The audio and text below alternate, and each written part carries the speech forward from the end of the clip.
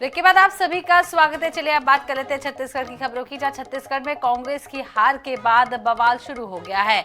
हार का ठीकरा एक दूसरे पर फोड़ने की होड़ भी शुरू हो गई है। आखिर किसने कहा, एक दूसरे को निपटाने के चक्कर में सब निपट गए हैं और कौन कह रहा है कि कांग्रेसियों की तुलना रावण से? देखिए इस रिपोर्ट में। छत्तीसगढ़ की सियासत में मूंछों पर दाव नई बात नहीं है। 2003 में भाजपा के कद्दावर नेता दिलीप सिंह जुदेव ने भाजपा की सरकार बनाने के लिए अपनी मूंछें दाव पर लगा दी थी।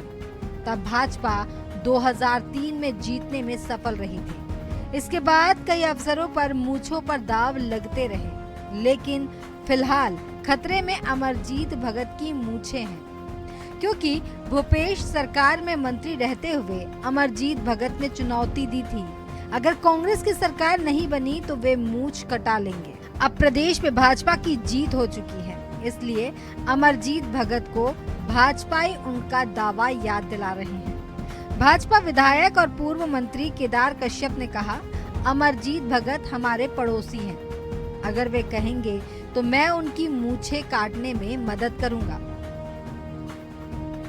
केदार कश्यप ने कहा कि अमरजीत भगत ने अहंकार में यह बात कह दी थी, उनका अहंकार जनता ने तोड़ दिया है।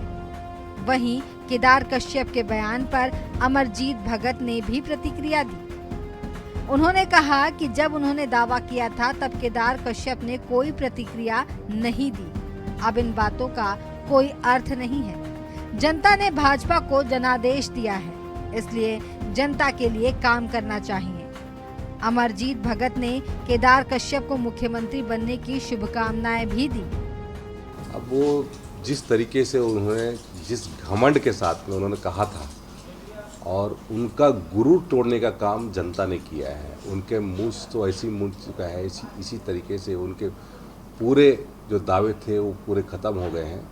और अमरजीत भगत जी मेरे पड़ोसी हैं, चाहे तो मैं ही उनके मूंछ मुड़ाने में मैं मदद कर दूंगा, और यदि कहते हैं वो मुझे आमंत्रित करें और हम उनको कहते हैं वो करेंगे कि उन्होंने इतना बड़ा दांव लगाया और भूपेश बघेल ने उनको धोखा दे दिया। यार तो पहले का था, अब तो उस समय तो ये आए नहीं सामने, वो इस समय आए नहीं। और इसके बाद वो नंद कुमार साह जी तो हमारे पार्टी में आ गए थे। अगर ऐसी बात रहती तो हम कर देते हैं, है ना। तो ऐसी कोई बात नहीं है, वो बात ख़त्म हो गई थी। उस समय इन्होंने कुछ बोला नहीं। और आप इधर उधर की बात छोड़िए, अब काम को काम करने के लिए मौका मिला है, बढ़िया काम करके दिखाइए, है ना। और बहुत उम्मीद है, आप तो शुभकामना है कि मुख्यमंत्री बनिए। छत्तीसगढ़ की सियासत में मूंछों पर दाव नया नहीं है, लेकिन अब अमरजीत भगत मूंछों पर दाव लगाकर फंस गए हैं। उनका दावा तो विफल हो चुका है। ऐसे में वाकई यह देखना दिलचस्प होगा कि वे शर्त के मुताबिक मूंछें काटते हैं या नहीं। रायपुर से INS 24/7 के लिए गौरव शर्मा की रिपोर्ट। इधर छत्तीसगढ़ बीजेपी प्रदेश अध्यक्ष अरुण साव ने कहा है कि छत्तीसगढ़ में कांग्रेस की सरकार बड़े वादों के साथ बनी थी, लेकिन सरकार बनने के बाद छत्तीसगढ़ की जनता के हितों के खिलाफ कांग्रेस सरकार ने काम किया। अरुण साव से बातचीत की हमारे संवाददाता स्पर्श शर्मा ने।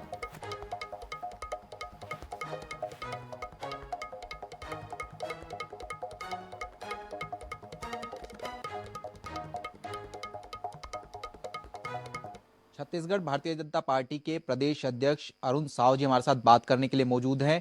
एक बड़ी जीत छत्तीसगढ़ में अरुण साव जी के नेतृत्व में जो है भारतीय जनता पार्टी को देखने को मिलती हुई जो है नजर आई। सर, तमाम अनुमान थे कि कांग्रेस की सरकार बनेगी, लेकिन भारतीय जनता पार्टी जीतती हुई जो है नजर आई। सबसे पहले सर बधाई, और किस तरीके से जीत को देखें? बहुत धन्यवाद।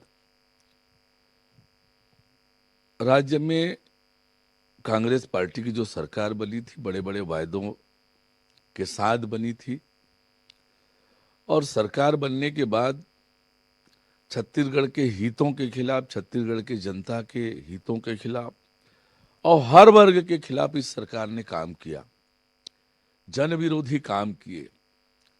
छत्तीसगढ़ को एक बार फिर अंधकार की ओर ले जाने का काम लगातार भूपेश बघेल की सरकार कर रही थी। छत्तीसगढ़ जो शांति का, सद्भावना का गढ़ रहा है, उसे अपराध का गढ़ बनाया, भ्रष्टाचार का गढ़ बनाया, नशे का गढ़ बनाया, माफियाओं का, धर्मांतरण का गढ़ बनाया और विकास पूरी तरह से अवरुद्ध किया। बड़े बड़े वायदे करके सरकार में आए और किया काम क्या? तो छत्तीसगढ़ की जनता को, गरीब जनता को दोनों हाथों से लूटा, अपना घर भरा और कांग्रेस के खजाना को भरते रहे। उस जनविरोधी सरकार के खिलाफ भारतीय जनता पार्टी ने पूरी ताकत से लड़ाई लड़ी, सदन से लेकर सड़क तक लड़ाई लड़ी। भारतीय जनता पार्टी का एक एक कार्यकर्ता हर प्रकार के सरकार के दबाव, सरकारी कार्यवाही को झेलते हुए भी पूरी ताकत से लगा रहा। छत्तीसगढ़ की जनता ने आशीर्वाद दिया। प्रधानमंत्री माननीय नरेंद्र मोदी जी के आग्रह को स्वीकार किया। प्रधानमंत्री माननीय नरेंद्र मोदी जी पर भरोसा किया। मोदी जी की गारंटी पर छत्तीसगढ़ की जनता ने भरोसा किया और ये इतना बड़ा बहुमत, ऐतिहासिक बहुमत, अब तक का भारतीय जनता पार्टी का सर्वश्रेष्ठ प्रदर्शन 2023 के विधानसभा चुनाव में हुआ। 54 सीटें भारतीय जनता पार्टी ने जीती, 46% वोट भारतीय जनता पार्टी को मिला और इस तरह से ये जीत ऐतिहासिक है और ये जीत समर्पित है छत्तीसगढ़ की जनता को, भारतीय जनता पार्टी के लाखों लाख कार्यकर्ताओं को और देश के यशस्वी प्रधानमंत्री माननीय नरेंद्र मोदी जी को, पार्टी के राष्ट्रीय अध्यक्ष आदरणीय जगत प्रकाश नड्डा जी को, देश के गृह मंत्री आदरणीय अमित शाह जी को और पार्टी के हमारे प्रदेश के प्रभारी ओम माथुर जी, सह प्रभारी डॉक्टर मनसुख मांडविया जी, नितिन नवीन जी, इन सब ने खूब मेहनत की और लगातार हम कार्यकर्ताओं का उत्साह बढ़ाया उन्होंने और ये ऐतिहासिक जीत हुई है और निश्चित रूप से छत्तीसगढ़ कांग्रेस के कुशासन से मुक्त हुआ है। अब छत्तीसगढ़ खुशहाली और तरक्की की ओर बढ़ेगा। डबल इंजन की सरकार होगी।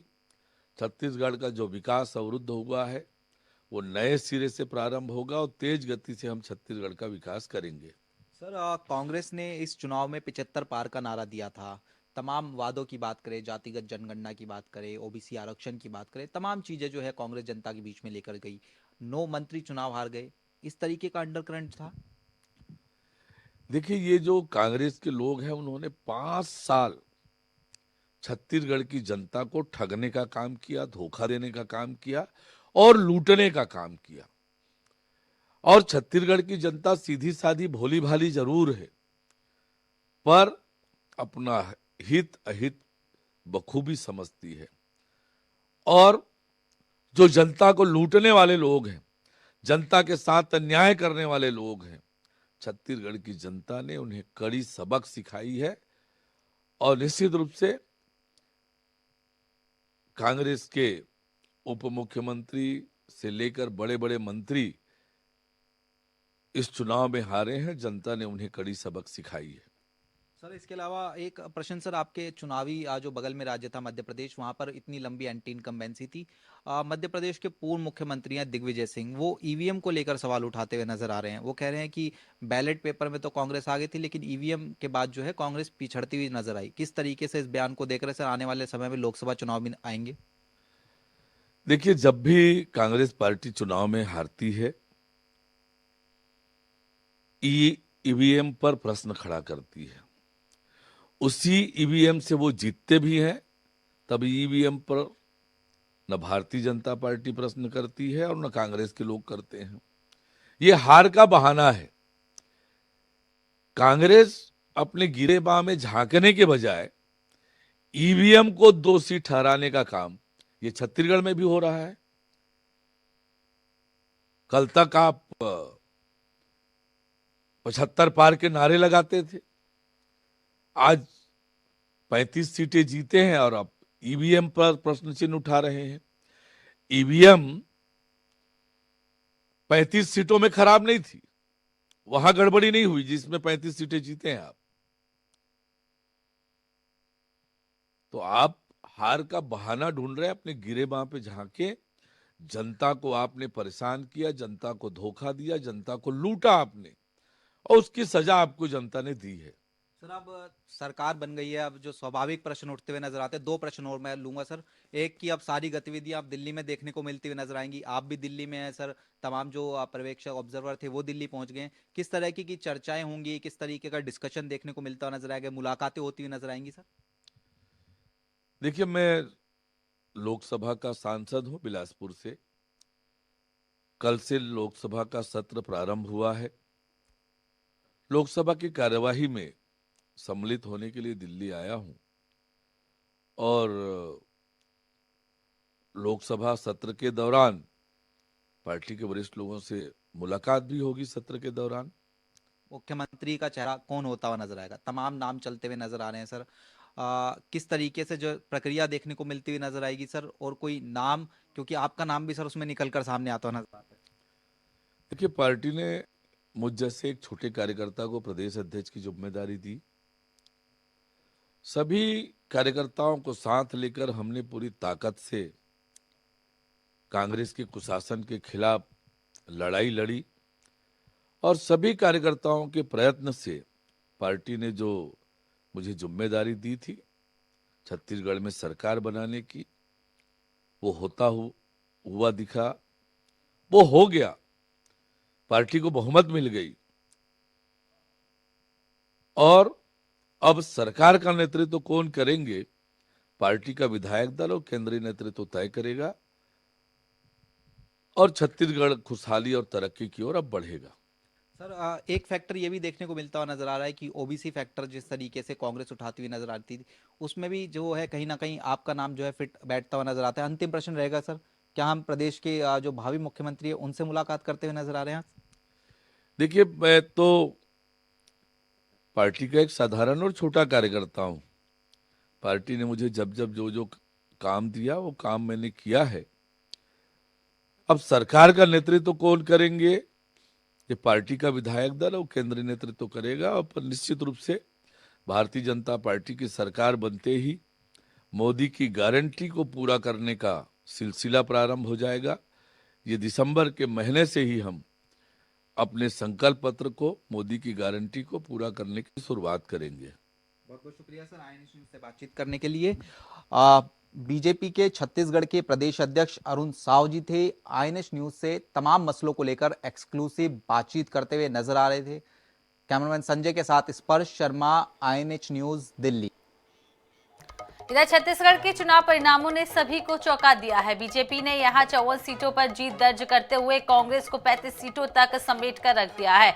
सबसे दिलचस्प बात यह है कि यहां साजा सीट पर बीजेपी प्रत्याशी ईश्वर साहू ने 7 बार के विधायक और मंत्री रविंद्र चौबे को हरा दिया है। ईश्वर की जीत के बाद उनके लोगों के साथ माता पिता, पत्नी और भाई बेहद उत्साहित है। परिजन ने ईश्वर को टिकट देने के लिए बीजेपी का आभार जताया है और कहा है कि हम कोशिश करेंगे कि लोगों की परेशानियों को दूर कर सकें और उनकी सेवा कर सकें। जीत पर हमारे बेमितरा संवाददाता ने भाजपा कार्यकर्ताओं से बातचीत भी की। वो तो जीते के बाद हमला बहुत खुशी मिला थे, हमारे से ज्यादा जनता खुश है और जनता हमला आगे बढ़े से जनता का आशीर्वाद है और जनता के लड़ाई है, जनता के जीते पर बार बार में धन्यवाद करते हैं। बेटा के दर्द तो जिंदगी भर रही, हम माटी मिलबो जब हमार दर्द जाही। एक माँ बाप ला बच्चा 5 मुठा माटी देते, तो आज में बेटा ला अपन हाथ से धरती बराबर करे, वो तो दर्द रही छे और वो जीत के बात है तो जीत तो अपन जीत। वही है सर कि जो हमारे साझा क्षेत्र में जो कार्य रुका है, आप आसपास के कहीं भी गए होगे, देखोगे नाली नहीं बना है, कहीं सड़क नहीं बना है। वो कार्य प्रथम करेंगे, सड़क का और आवास का जो रुका है उनको ऊपर तक बात पहुंचाएंगे कि यहाँ गांव में ऐसा ऐसा कार्य नहीं हुआ है, हमको आदेश दो, हम ये कार्य कराएंगे। इधर रायपुर पश्चिम से हार के बाद पूर्व विधायक विकास उपाध्याय के बंगले में कार्यकर्ता जुटे। वहीं विकास उपाध्याय ने चुनाव में साथ देने के लिए सभी कार्यकर्ताओं के प्रति आभार भी जताया। इस दौरान अपने विधायक की हार से कुछ कांग्रेस कार्यकर्ता भावुक भी हो गए। वहीं विकास उपाध्याय ने कहा, परिवार के सदस्यों से भी ज्यादा कार्यकर्ताओं ने काम किया है, जबकि सभी भावुक कार्यकर्ताओं को विकास उपाध्याय ने समझाया।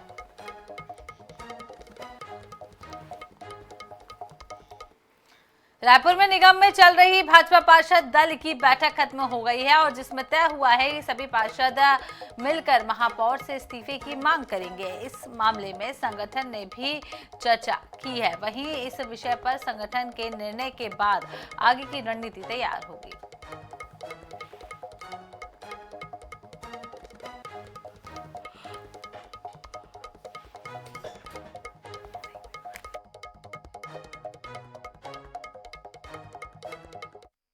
भारतीय जनता पार्टी की जो आवश्यक बैठक थी वो आहूत हुई है। प्रत्येक भारतीय जनता पार्टी के पार्षदों ने इसमें अपने अपनी बातों को खुलकर अपने विचार रखे। विधानसभा चुनाव के समय जो दिक्कतें उनके सामने आई हमने सब आपस में उसकी चर्चा की। जनता की मंशा क्या है, जनता क्या चाहती है, ये सब बातें हमने शेयर किया और कुल मिला के हमने फिर निर्णय लिया कि जनता का जो मत है, जनमत है, वो शहर में भी भारतीय जनता पार्टी की सरकार चाहती है। इसलिए हम चाह रहे हैं कि नैतिकता के आधार पर माननीय महापौर जी इस्तीफा दे दें।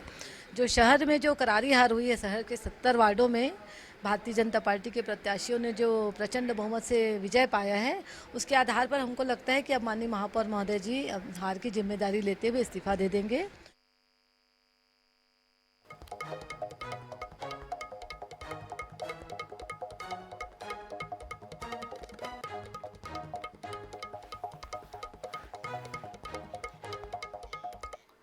इधर यूपी की तर्ज पर अब छत्तीसगढ़ में भी अवैध ठिकानों पर बुलडोजर चलाने की कार्रवाई हो रही है। मंगलवार को निगम की टीम ने मोतीबाग के पास अवैध चौपाटी पर बुलडोजर चला दिया है। पूरा मामला सालेम स्कूल की छात्राओं के साथ हुई छेड़छाड़ से जुड़ा हुआ है, जिसे लेकर निगम की टीम को शिकायत मिली थी, जिसके आधार पर निगम ने कार्रवाई की है। और वहीं साइंस कॉलेज स्थित अवैध चौपाटी पर भी निगम का बुलडोजर चला है। करीब 70 अवैध दुकानों पर निगम की टीम कार्रवाई कर रही है।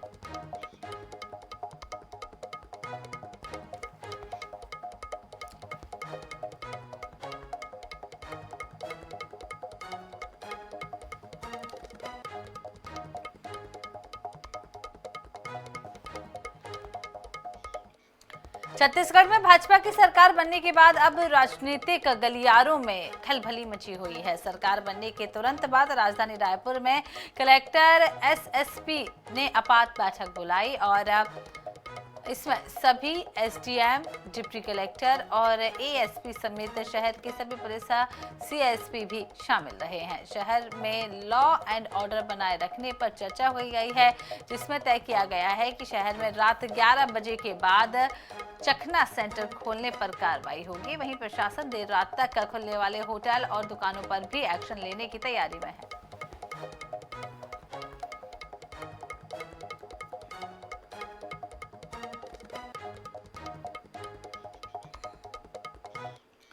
इधर रायगढ़ जिले की चक्रधर नगर पुलिस ने 2 ट्रैक्टरों से 120 कट्टा धान जब्त किया है। दरअसल धान की फर्जी आवक रोकने के लिए रायगढ़ में एक ताल गांव के पास अस्थायी चेक पोस्ट बनाया गया है। इसी चेक पोस्ट पर पुलिस ने धान से भरे 2 ट्रैक्टर को पकड़कर खाद्य विभाग के सुपुर्द कर दिया।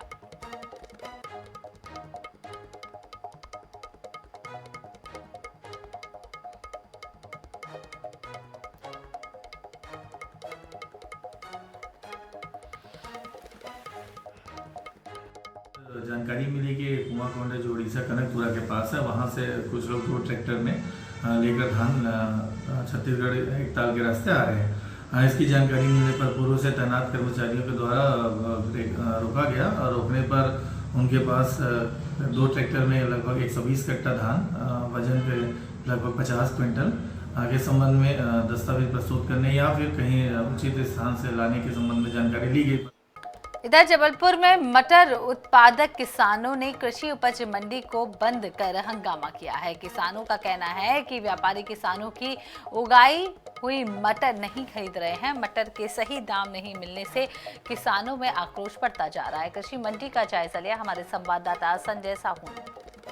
उत्पादक किसान आज अपने खून के आंसू रोता हुआ न दिखाई दे रहा है। उसका सबसे बड़ा कारण है कि उनकी जो मटर है उसका खरीद नहीं हो पाना, उसके भाव नहीं मिल पाना, और यही कारण है कि लोग अपना मटर जो है वो ज़मीन पर फेंक कर चले गए हैं। देख सकते हैं कि ये जो मटर पड़ा हुआ है ये 2 दिन से पड़ा हुआ है और इसको ज़मीन पर फेंक के अब किसान जाने की तैयारी में लगा हुआ है। चूँकि इसका जो रेट है वो सही नहीं मिल पा रहा है। किसान की अगर हम बात करें तो लगभग 10 रुपये से 12 रुपये क्विंटल जो है वो उनको लागत आती है, लेकिन 2 से 3 रुपये क्विंटल ही उनको इसके दाम मिल पा रहा है। अब ऐसे में किसान करे भी तो क्या करे। तो देख सकते हैं कि बड़ी संख्या में कल से किसान जो है वो मंडी में बैठा हुआ है, ना तो कोई अंदर आ पा रहा है और ना किसी को जाने दिया जा रहा है। किसान आक्रोशित है और इस आक्रोश का नमूना जो है वो कृषि उपज मंडी में दिखाई दे रहा है। कुछ किसान हमारे साथ मौजूद हैं, हम उनसे चर्चा करेंगे और जानने का प्रयास करेंगे। कहाँ से हैं आप लोग? बड़ा घाट। कब के आए हैं? कल से आए। क्या स्थितियाँ हैं यहाँ पर? अब यहाँ तो क्या सब गड़बड़ है, कोई नहीं बूझ रहा, न व्यापारी न कोई कुछ नहीं आ रहा यहाँ तो लेने के लिए। क्या है कि इनकी व्यापारियों की जो है बहुत धांधली है। नियम कानून पुराना है जो सब ध्वस्त कर दिया है। 5 बजे से जो खरीदी हो रही थी वो आके 1 बजे से खरीदी करते हैं लोग। 8 बजे से 7 बजे से अगर बिठा रहेंगे बोलते हैं गीला मटर ला रहे हैं इसलिए आपका मटर में नुकसान जा रहा है। जब 1 बजे आप खरीदी कर रहे हैं तो 8 बजे से टुरवाएगा ना किसान।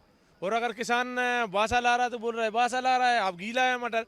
भाई साहब यहाँ क्या है, किसान भारी मात्रा में अपना फसल लेके आ रहे हैं, मटर लेके आ रहे हैं, और यहाँ जो खरीदी है व्यापारियों द्वारा 5 रुपए 6 रुपए किलो लेने की बात कही जा रही, जबकि 6 रुपए किलो सिर्फ तुड़ाई लगती है। खेत में जो मजदूर तोड़ता है 6 रुपए किलो सिर्फ वो तुड़ाई लेता है। तो ऐसे में किसान आक्रोशित हुआ और ये स्थिति बनी है और किसान अपना माल ला ही रहा है लेकिन उसका कोई खरीदने तैयार नहीं है। अब देखना ये होगा कि ये जो स्थितियां हैं वो स्थितियां कब तक ठीक होती हैं और कितने जल्दी किसानों को न्याय मिल पाता है। जबलपुर से हमारे सहयोगी अनूप लाल के साथ संजय साहू, INS 24x7।